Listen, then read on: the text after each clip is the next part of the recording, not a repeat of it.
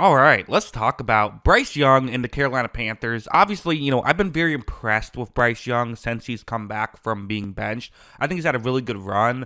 I don't think he's been perfect, and I think he had some missed plays in this game. I also thought he had some really good plays. To me, this was a bit more of a mixed bag than I think we've become used to seeing since he came back from being benched. So let's talk about it all, the good, the bad, and the in-between with Bryce Young. We can start off with the good. I mean, some of the throws he's making still are like high level throws. And that's something that we've seen the past couple of weeks actually is more like, I think PFF has a stat where they categorize these as big time throws, like more of what I would categorize as a big time throw.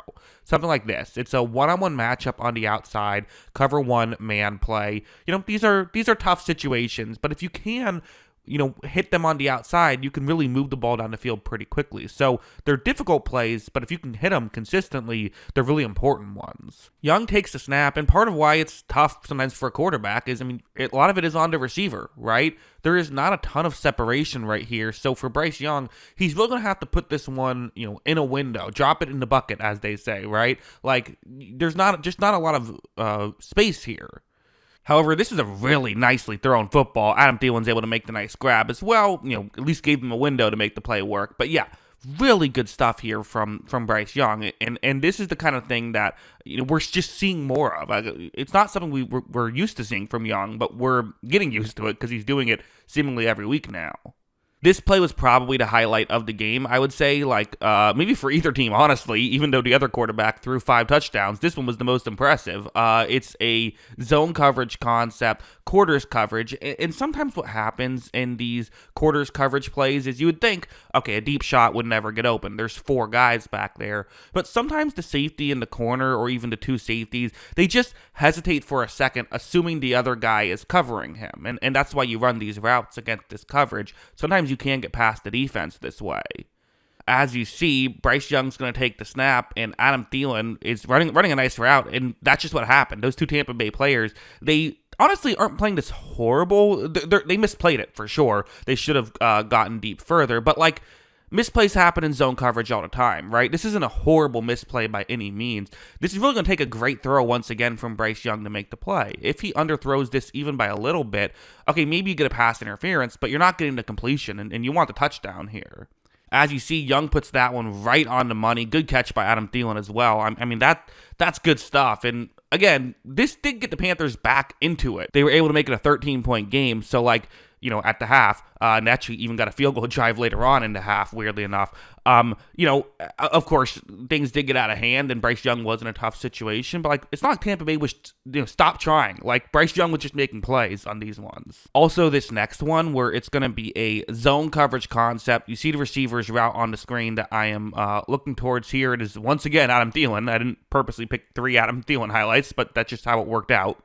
But you see the route, how it's kind of faking as though it's going over the middle, and then we'll go deep. These routes can work. Hopefully, again, you can, if you run it effectively enough, can get open in the end zone. And just spoiler alert, it is going to work. However, when Young takes the snap, there is pressure, which is something that happened in this game. Bryce Young was under pressure a decent amount here. So for Young, he can't really throw this the way he wants. He has someone about to hit him from behind. It's a tough situation. He's going to have to throw this a bit awkwardly. And this is, when we talk about the college, I think the biggest difference between the college game and the pro game, I think that the 2 things you look at is, one, defensive backs are just much more athletic, and so windows are smaller in the NFL than in college. And the other one, and probably the bigger one, is you pretty much always have to make throws off balance, right? In college, so many of your throws are either you're, standing in the pocket, or you're moving around by choice because you have somewhere you can go. Here, nowhere you can go, have to throw it awkwardly. But Young is able to make this throw.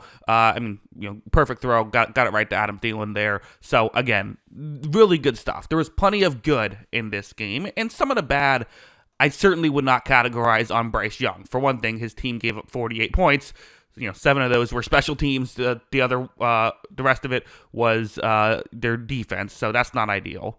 But also some stuff like this where it's going to be this is the pressure situation where it's Akeem Ekwonu, the left tackle, who honestly is a good left tackle. Like, I'm not saying he's a bad player, but just in general, pressure got to Young in key spots. Because like I mentioned, the Panthers were able to make it a 13-point game. They get the ball right here with 13 and a half minutes, so very early on in the third quarter, first down and 10 at midfield. Like, you're feeling pretty good about yourself. However, you're going to see there's just an immediate pressure right here. Yaya Diaby goes with the inside move, and hey, it's an inside move that works. Young is in immediate trouble. What do you do here? He's going to do the right thing. You see him try and just get the ball out. He just can't quite, doesn't quite have enough time to even do that. It was initially ruled incomplete, but got overturned because his knee was down, and that just kind of killed the drive. Tampa Bay was able to score after it, and at that point, down 3 scores in the second half, the game's over. Like, there's only so much you can do. So there were a few moments like that. There were also some moments where, like, I would almost say it's a combination of, like, him being in a tough situation, but also not quite being able to make the play. So, for example, something like this, it's going to be a zone coverage concept. It's a zone blitz, though. And again, this is what Todd Bowles likes to do. You're going to have to get used to if you're going to be in the NFC South for a while. And assuming Todd Bowles is going to be in the NFC South for a while, you're going to have to get used to these types of different coverages. But Bryce Young here, so he takes the snap. There's immediate pressure due to the blitz, but he's able to do a good job. He navigates out of that. This is the good. I mean, that's part of what got Bryce Young drafted first overall, is his pocket presence, the way he can move around, all that stuff. It's really good.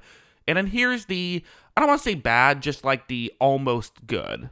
Watch as he locates an open receiver, puts it in a okay spot, but just quite kind of misses the throw a little bit. I mean, at the end of the day, he kind of did the hard part, navigated the pocket, and was able to get into a position where, while he is throwing off balance, he's throwing running to his right, which isn't the worst situation when you're a right-handed quarterback. It's one that I'm sure he would tell you he would like to have had made, especially one it would have been a huge play. It's a 50-plus yard catch. Who knows? Maybe that's a touchdown, and now you're tied or about to kick an extra point to go up. It changes the game, right?